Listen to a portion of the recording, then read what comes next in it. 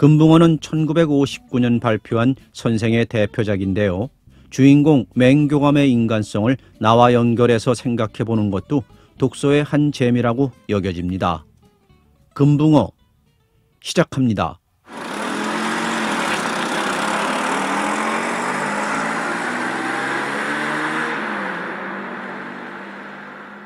이날도 아침 시발 택시 한 대가 찻길에서 인도 쪽으로 굴러 들어온다. 맹기호는 발걸음을 빨리 옮겨서 쫓아갔다. 아이고, 저 합승 안 해요? 눈치가 좀 다르다 했더니 아니나 다를까 손님을 청하는 것이 아니오 독차로 누가 부른 모양이다. 버젓이 오르는 사람은 한 청년 신사다. 이 차를 부른 사람이 분명하다. 맹도 이제는 좀 졸업을 해서 누가 부른 차든지 좀 같이 타자는 배짱을 부리게 되어서 처음엔 물러섰다가 덮어놓고 올라탔다. 택시를 부른 젊은이 눈치가 타도 좋다는 것을 보고 안심하고 앉아 있었다.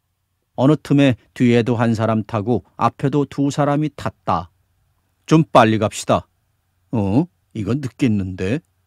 아직 9시는 멀었는데 이 택시 부른 사람이 퍽 조바심을 하고 서두르는 걸 보니 어떤 관청에 다니는 사람으로 8시 반까지는 들어가야 할 책임이 있는 모양이라고 생각했다. 그는 남의 밑에서 일하고 있는 자신의 경우에 비추어 생각해서 공연히 애가 쓰였다. 차가 종로에 와 닿았다. 그는 화신 앞에 내려달라고 청했다. 합승이 아닌데요. 일행입니다. 택시를 부른 사람이 이렇게 말하자 운전사는 말이 없다. 고마운 사람도 있다고 생각하고 목례를 잊지 않고 내렸다. 물론 100환짜리를 그에게 주었다. 기특한 사람이 있다. 요새 젊은이로 쉽지 않은 사람이다 생각을 하면서 그는 화신 앞을 서쪽으로 돌아 안국동 쪽으로 올라가는 것이다. 몇 날 전이었다.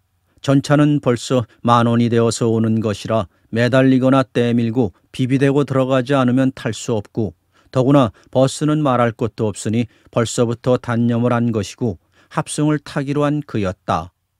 요새는 가끔 보통 택시가 와서 합승을 하기 때문에 편리하다고 생각해서 이용을 해왔는데 이날도 좀 큰 차가 하나 굴러서 인도로 들어오는 것을 보고 맹은 택시인 줄 알고 달려갔다. 택시가 아니요 합승이다. 노타이 잠바짜리가 와악 달려든다.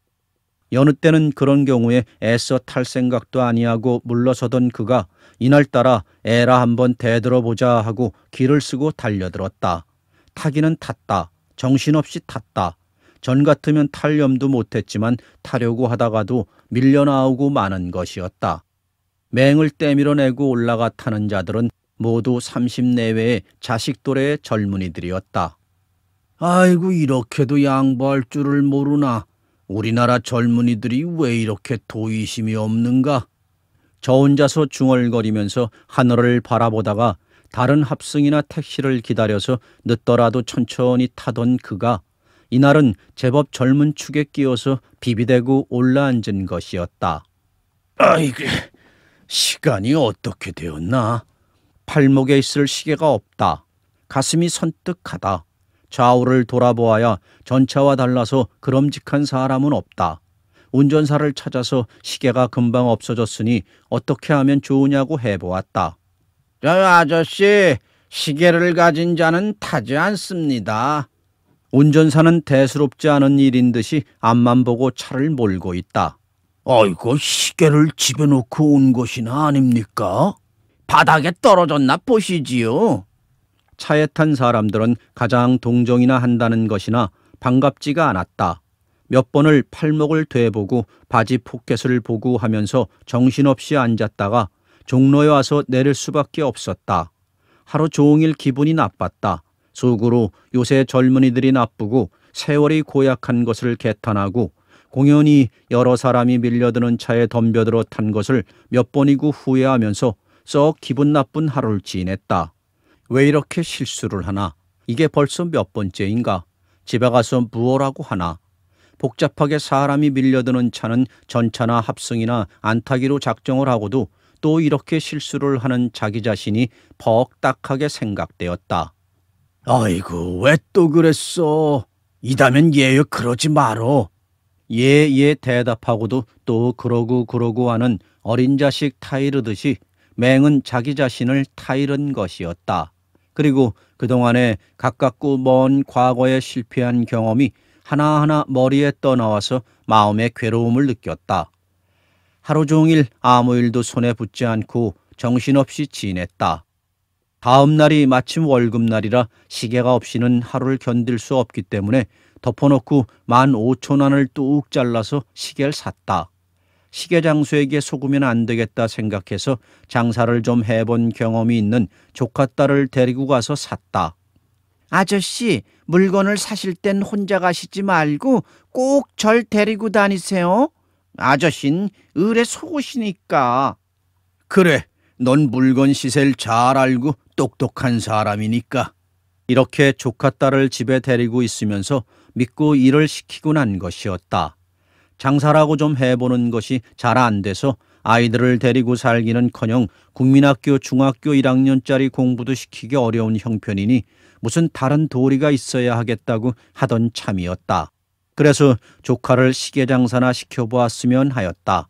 같은 교회에 나오는 청년 가운데 상점도 안 내고 시계 장사를 해서 곧잘 지내는 사람이 있는 것을 생각한 것이다. 무엇이든 해보아라. 아무거라도 할 테야요. 부모 없고 남편까지 없는 조카가 독립으로 살아가게 되길 바랐는데 물건도 잘 고르고 가풍정도 잘 하는 걸 보고 그만하면 장사를 꽤 하겠는걸 하고 다행으로 생각했다. 시계를 잃어서 손해를 보았으니 이 기회에 조카가 시계 장사를 하여 장사가 잘 된다면 화가 복이 되는 셈이라고 하였다. 너 누구하고 뭘 해보겠다던 걸로 시계 장사나 해보렴. 시계를 사가지고 오면서 권해보았으나 조카는 대답이 없었다. 시계는 샀지만 시계는 도리어 전에 것보다 마음에 드는 것을 샀지만 돈 문제보다 시계를 잃어버리도록 한 자기 자신이 딱한 것이 괴롭고 더구나 그 시계는 바로 작년에 미국에 교육 시찰로 다녀올 적에 마침 시계를 잃어서 친구들이 사준 것이라 그 친구들에게도 말도 못하는 형편이었다. 그리고 요새 젊은이들의 질이 나쁜 것을 몹시 개탄하고 있었는데 마침 기특한 청년을 만나서 차를 잘 타고 종로까지 기분 좋게 왔다. 그날은 매우 기분이 좋았다. 주위에 있는 사람이 나쁘고 고약한 것만 생각하고 실망하고 실패하는 일만 생각하고 마음을 괴롭히고 신경을 쓸 필요가 없다고 생각하면서 자신을 스스로 위로하였다. 그날은 마침 토요일이었다. 오후 1시가 지났다.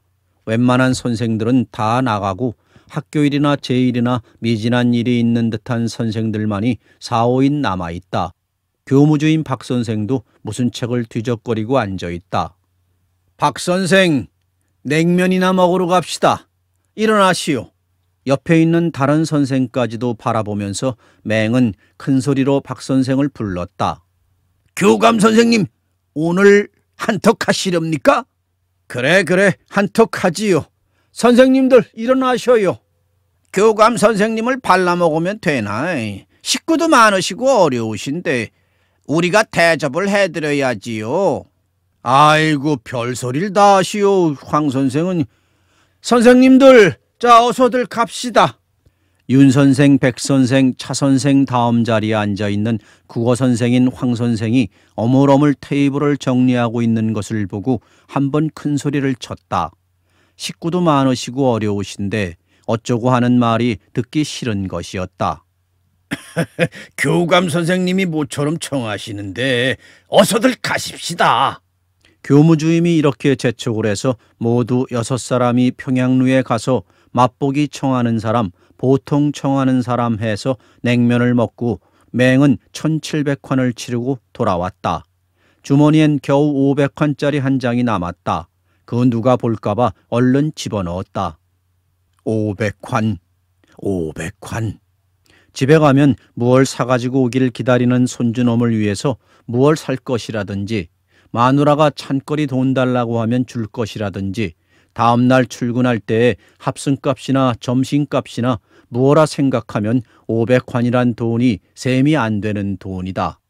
에이구, 왜 이렇게 남자가 대범하질 못하고 옹졸할까? 맹은 속으로 부끄러웠다. 그러면서도 왜 또 집으로 바로 가지 못하고 장한 척하고 호기를 뺐는가 하고 후회하는 생각이 번개같이 머리에 떠오르고 지나갔다.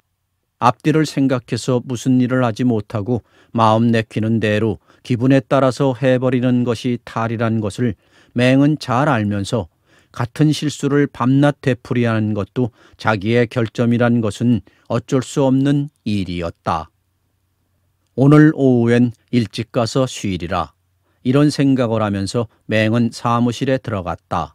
일찍 가서 쉰다는 것은 아침에 나올 때 아내의 주의를 받고 부탁을 받은 것이요. 좀 쉬고 나서는 자기 방의 창문도 바르고 원고도 정리하고 시간이 있으면 할 일이 많다고 생각해 예산한 것이 많았다. 교감 선생님, 손님이 오셔서 기다리고 있습니다. 급사이의 말을 듣고 맹은 응접실에 들어가 보았다. 선생님 안녕하셔요. 아버지가 선생님이 토요일 오후쯤 와보라고 그러셨다고 가벼라고 해서 왔어요. 친구의 딸이다. 취직시켜달라는 부탁을 받고 우선 이력서를 가져오라고 했고 토요일 오후에 보내보라고 했던 것을 맹은 깜빡 잊어버리고 있었던 것이다. 선생님이 모 여학교 교장과 친하시다지요? 편지를 써주시면 제가 가보겠어요. 명함이나 한 장 보낼까 하고 생각하던 차인데 마침 당자가 그렇게 말하니 다행이다. 제가 가보겠다는 것이 기특하다 하고 그는 서랍에서 양면 괴지를 꺼내서 편지를 쓰고 있었다. 가만히 있자. 무슨 생각을 했는지 그는 쓰던 편지 종이를 구겨서 휴지통에 던져버린다. 그럴 것 없이 내일 오후에 나하고 같이 가보지. 편지를 가지고 가서는 안 될 거야. 맹은 다음 날 오후에 종로 어떤 다방에서 만나서 대한희망원 원장 집을 같이 방문하기로 하였다. 맹은 지난 봄에 예전 어떤 여학교에 봉직하고 있을 시절에 학생이던 사람의 부탁으로 그 남편의 취직을 시켜주려고 아는 친구가 교장으로 있는 학교 교장을 찾아보고 또 어떤 여학교 교감에게도 부탁을 간단히 했건만 아무데도 틀려서 몹시 미안했던 이 일을 생각하였다. 직업이 없어서 곤란한 사람에게 양요리 대접을 받고 또 집에 고기며 계란꾸러미를 가져온 것을 받은 것이 늘 마음에 꺼렸던 것이다. 애초에 못한다고 딱 거절을 했다면 좋지 않았던가. 집에 계란꾸러미나 가져온 것은 옛 선생이라고 찾아오면서 들고 온 것이니 무방하다고 스스로 변명을 하더라도 고급 양식 대접을 받은 것은 아무리 생각해도 가시처럼 마음 한구석을 찌르고 있는 것이었다. 다시는 취직 부탁은 받지 않으리라. 취직 알선엔 아예 나서지 아니하리라. 그는 얼마나 맹세를 했는지 모른다. 아이고, 요새 세상에 친구가 어딨어요. 그저 돈이 있든지 세력이 있든지 해야지. 일개 이름 없는 중학교 교감으로 있는 당신을 무엇이 대단하다고 청을 들어주겠어. 공연히 부질없이 다니지 마시고 가만히 계셔요. 동창이 교장으로 있는 유명한 중고등학교의 교장을 찾아갔다가 거의 냉대를 받고 돌아와서 기분이 좋지 않아서 집에 들어왔을 때에 하던 아내의 말을 생각하였다. 자리가 없으니까 그렇지 뭐 그 사람이 그럴 리가 있나. 세상이 다 그런 걸 할 수 없지만 하긴 그 사람이 교장이 된 다음엔 달라졌어. 전엔 그렇지 않았는데 좀. 아내에게도 체면을 세워보느라고 변명을 했다. 개탄을 해보았으나 아내의 말이 옳기는 옳기 때문에 말끝을 맺지 못하고 말았던 것이다. 그것들이 예전 선생이라고 생각이나 하는 줄 아셔요. 제가 기나니까 알랑거리고 찾아다니지. 일이 안 되면 성의가 없느니 되지 않을 걸 공연히 찾아댕겼느니 그런다오. 아이고, 글쎄 왜 대답을 하고 나서요. 아내에게 이런 핀잔까지 받고 또 한마디 대꾸도 못한 일이 있었다는 것은 그리 좋은 기억이 아니었다. 맹은 슬슬 걸어서 전차를 타거나 합승을 타려고 종로 화신 쪽으로 왔다. 감기 기운이 있고 몸이 거북하기 때문에 이미 예정한 대로 자기가 예정했다는 것보다 아내의 부탁을 받은 대로 일찍 집에 가게 된 것을 다행으로 여기고 합승을 기다리고 서 있었다. 선생님! 아이고, 어디 가셔요? 오늘 K여사의 출판 기념회에 안 가셔요? 가십시다. 선생님 같은 문단의 선배가 나가시면 퍽 기뻐할 겁니다. 글쎄, 이번 그의 기념회엔 꼭 가보려고 하긴 했지만 뜻밖의 시인 C를 만나서 깜빡 잊어버렸던 K여사의 출판 기념회에 갔다가 10시가 지나서야 고단한 다리를 끌고 집에 들어갔다. 이튿날은 일요일이었다. 맹은 아침에 어느 날보다도 약간 일찍 일어나서 다음날 주기로 한 원고를 정리하고 나서 아침밥을 먹고 정하고 다니는 교회를 갔다가 예배가 끝나는 대로 친구 한 사람과 종로로 나왔다. 냉면을 한 그릇씩 먹고 나서 친구는 한강 구경을 가자는 것을 누구를 만나기로 약속했다고 하고 간신히 거절을 하고 병으로 누워있는 친구의 딸 H양을 만나기로 한 다방을 향해서 바삐 걸었다. 장마 뒤에 한강 구경도 한번 가볼 만한 것인데 그러나 어린 사람하고 약속한 일을 지키느라고 거절한 것이니 당연하지. 아무렴 친구의 딸을 오라고 해놓고 딴 데를 갈까? 이런 생각을 해보면서 약속한 다방에 갔더니 친구의 딸은 벌써 와 앉아있다. 여대 출신이면서도 별로 다방 출입을 안 했던 모양인지 퍽 어색해하는 것을 억지로 자기도 마실 겸 커피 한 잔을 같이 먹고 일어나서 영천 방면으로 가서 불광동 버스를 탔다. 실상 남을 데리고 가기는 가면서 자기 자신이 길을 잘 모른다. 가는 방향도 집도 잘 모르고 짐작으로 가는 것이다. 불광동 종점까지 갔으나 아무리 보아도 알 수가 없다. 지서에 가서 물어보았다. 시외버스를 타고 좀 더 가다가 내리면 된다는 것이다. 걸어가도 얼마 안 된다는 것이다. 친구의 딸 보기가 미안스럽다. 파주행 버스를 기다려 타고 가서 결국 원장 집을 찾았다. 집은 찾았으나 원장 자신이 막 시내에 들어가고 없다는 것이다. 기다릴까 갈까 하고 망설이다가 원장이 곧 온다고 해서 결국 기다리기로 했다. 1시간이 지났다. 전화는 없다고 해도 편지라도 하고 올걸. 설사 만난다 해도 될지도 모르는 걸 공연히 왔다고 후회하길 얼마나 했는지 모른다. 그래도 친구의 딸에겐 그런 채를 내지 않기로 노력했다.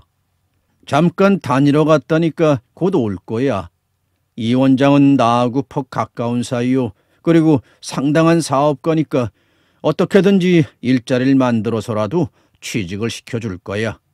자기 변명 겸 갑갑하게 앉아있는 친구의 딸을 위로할 겸 실상은 자기 자신을 위로할 겸 이따위 소리를 하고 앉아있었다. 이 원장이란 사람은 예전에 맹이 봉직하고 있던 여학교에서 가르친 제자인데 그때 여러 학생 중에 유난히 맹을 따랐고 또 맹 자신이 귀해했고 그리고 6.25 사변 때 부산 피난 당시에 맹의 신세를 진 사람이었다. 여자라고 해도 웬만한 남자 이상의 활동력이 있고 교제 잘하고 배심이 대단하고 게다가 소녀 시절부터 매력 있는 용모를 타고났기 때문에 해방 이후로 특히 동란 이후에 고관들과 미군을 교제하여서 사회사업으로 교육사업으로 눈부신 활동을 했고 놀라운 업적을 보여주었다. 초여름 긴 해가 기울고 어슬어슬 해가 질 무렵에야 원장은 집차를 몰아가지고 돌아왔다. 아이고, 어떻게 이런 궁벽한 데를 찾아오셨어요? 감사합니다, 선생님. 원장은 반가이 인사를 하고 자기가 경영하는 학원과 고아원의 시설을 대강대강 구경시켜 놓고는 그동안 지낸 이야기, 미군 부대가 많이 떠난 후엔 그 영향을 받아서 운영이 곤란하기 때문에 사업을 줄여서 요새 학원은 문을 닫아버렸다는 이야기를 벌여놓아서 맹은 미처 친구의 딸의 취직권은 이야기를 꺼낼 새도 없었다. 벌써부터 한번 와보려고 하면서도 바쁘신데 이런 데로 어떻게 오셔요? 선생님이 절 기억하고 계신 것만도 감사하지요. 원장은 학교를 갓 나온 듯한 젊은 여자를 데리고 온 것을 보고 취직을 시켜주려고 온 것을 벌써 눈치채고 그동안 발길을 하지 않고 있다가 취직 부탁을 받고 비로소 찾아온 것을 원망 비슷이 또 우습게 생각하면서 말을 좋게 둘러서 거절하는 것을 맹은 나중에 시내에 들어와서야 비로소 알았다. 아이고 어쩌나. 오래간만에 이렇게 절 찾아오셨는데 여긴 시골이 돼서 아무것도 없어서 시내로 들어가시지요, 선생님. 원장은 자기가 타고 왔던 지프차를 타라고 서두른 바람에 맹은 그냥 따라 들어왔다. 친구의 딸은 자기 집에 가봐야겠다고 먼저 가버리고 두 사람은 국제 호텔에서 저녁 식사를 같이 하였다. 아무려나 나보다 낫구나. 제자요 여자연만 나보다 낫구나. 결국 오늘도 거절을 당했구나. 사업을 축소한다는 것이 사실인지 듣기 좋게 말하는 취직 알선에 대한 거절인지도 모르겠다. 무작정 장담을 하고 데리고 왔던 친구의 딸에게 부끄러웠다. 선생님 오늘 더운데 수고 많이 하셨어요. 피곤하시겠어요. 말이 적은 여자로서 제법 인사를 하고 돌아서 가던 친구의 딸의 표정을 다시금 생각해 보았다. 댁에까지 모셔다 드릴게요. 원장의 친절한 말이 고맙기는 하고 속으론 집에까지 데려다 주었으면 하면서도 가다가 볼 일이 있다고 딴소리하고 종로 내거리 화신 앞에서 내렸다. 종로거린 어느새 네온사인이 휘황하게 번쩍거리고 버스며 합승에는 말할 것도 없고 고급 자동차가 꼬리를 물고 달려서 좀처럼 그칠 줄을 모르니 건너갈 수도 없어서 맹은 얼빠진 사람처럼 사방에서 어른거리는 네온사인을 바라보고 어리둥절해서 있었다.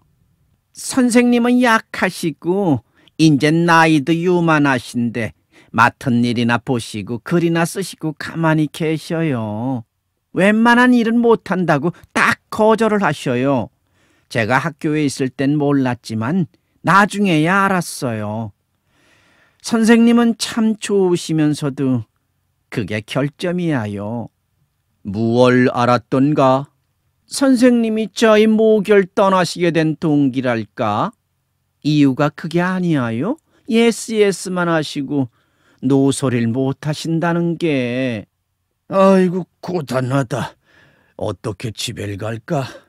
하던 끝에 바로 전에 호텔 식당에서 원장하고 이야기하던 일이 아니 옛 제자의 경고를 듣던 일이 생각나서 맹은 응하고 고개를 흔들었다. 혼자서 괴로움을 느낄 때 하는 버릇이었다. 가시처럼 괴로웠다. 원장의 까먹고 달아먹은 태도가 밉살스럽기까지 했다. 얼마 만에 간신히 길을 건너서 화신 건너편 차를 타는 곳에 건너와 섰다. 마침 길가에 금붕어 가게가 있다. 거리낌 없이 자유롭게 한가히 아무 짐도 책임도 없이 가볍게 꼬리를 치고 떠다니는 금붕어가 행복스럽구나. 네가 나보다 낫구나. 차를 기다리는 동안 가게 앞에 진열해 놓은 금붕어를 물끄러미 들여다보고 있었다.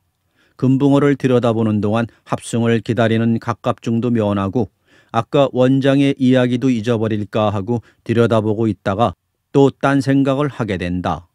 금붕어나 사가지고 가자. 애들이 원하고 그리고 아내도 금붕어나 길러봤으면 하는 소리를 들었고 며칠 전에 금붕어 장사가 지나가는 걸 돈이 없어서 못 샀군 하던 아내의 말이 생각나서 어항과 금붕어 한 쌍을 사가지고 얼마 만에 청량리행 합승을 얻어 타고 집으로 돌아온 것은 10시가 넘어서였다. 근래 맹이 이렇게 늦어지기는 처음이었다. 몸을 씻고 일찍 쉬려고 마음먹고 들어간 맹의 계획은 여지없이 깨어졌다. 반가운 손님이 오셨어요. 아내의 말이다. 젊었을 적부터 가까이 지내는 친구로 지방에서 농촌 사업을 하는 사람이다. 그 밖에도 두어 사람 손님이 있다. 한 사람은 한 40이 약간 넘은 듯한 여자, 한 사람은 키가 큰 젊은 여자. 40이 넘은 듯한 여잔 서울서 다방도 하고 가까운 시골서 여러 가지 사업과 장사를 한다는 활동가이다. 용무는 곧 알았다. 맹이 데리고 있는 조카가 장사를 해보겠다고 해서 맹 자신을 보증으로 돈 50만 환을 돌려준 사람은 지금은 친구요. 40대 넘은 여자는 내용으로 그 돈의 전주였다. 친구가 자기 돈을 준 것이 아니요 그 여자의 돈을 얻어주었다는 것이다. 그는 보통 여자가 아니다. 눈으로 웃는 모습과 가끔 보이는 매서운 눈매가 창기 타입이요. 여우형의 무서운 여자란 것을 느꼈다. 돈을 곧 내야 한다는 것이다. 또한 젊은 여잔 친척인데 어디 취직을 부탁하는 것이다. 다 골치 아픈 사건이다. 손님은 곧 갔다. 그러자 조카가 울면서 고백하는 것은 기막힌 이야기다. 그 여잔 글쎄 개를 하다가 빚을 잔뜩 지고 어디로 도망을 했대요.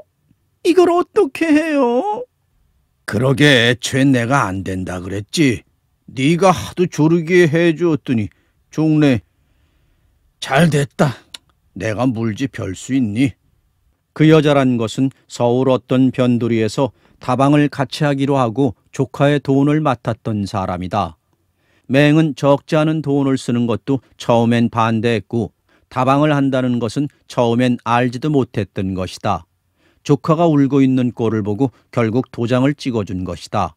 결국 맹이 책임지게 된 일이다.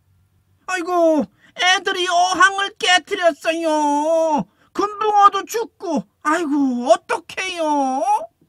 아내의 걱정 소리가 마루에서 들린다. 어이구 이놈의 팔자야. 맹은 2층 자기 방으로 올라갔다. 층층대를 올라가는 발걸음이 몹시 허청거렸다.